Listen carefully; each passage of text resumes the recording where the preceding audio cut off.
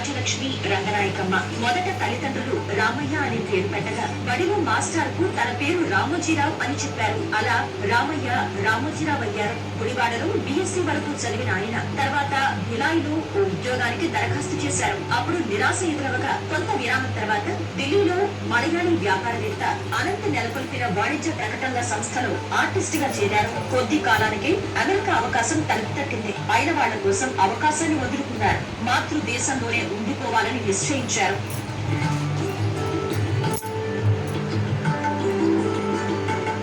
1961 August 19 Ramoji జీవితంలో కొత్త మలుపు. పెనమలూరులో తాతినేని వారి అమ్మాయి రమాదేవితో వివాహం జరిగింది. తర్వాత సతీమణి రమాదేవితో కలిసి ఢిల్లీకి మకాం మార్చారు. ఢిల్లీలో ఆర్టిస్ట్ గా తనను తాను తీర్చిదిద్దుకున్నారు. కృషి ఉంటే ఘన ఫలితాలు తథ్యం అనే నమ్మకం కుదిరింది. వ్యాపార దక్షత పెరిగింది. ముఖ్య విషయాల్లో స్పష్టత వచ్చింది. నిరంతర అధ్యయనం, నిశిత పరిశీలనతో ప్రజాహిత వ్యాపారం చేపట్టాలని భావించారు. 1962లో పెద్ద కుమారుడు కిరణ్ పుట్టిన తర్వాత ఉద్యోగ పర్వం ముగించి వ్యాపార రంగం ప్రవేశానికి మార్గం నిర్మించుకున్నారు.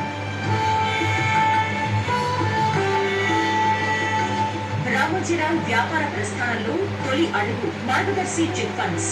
1962లో నమ్మకమే పెట్టుబడిగా విశ్వసనీయతే ఆలంబనగా ఈ సంస్థ ఏర్పాటైంది.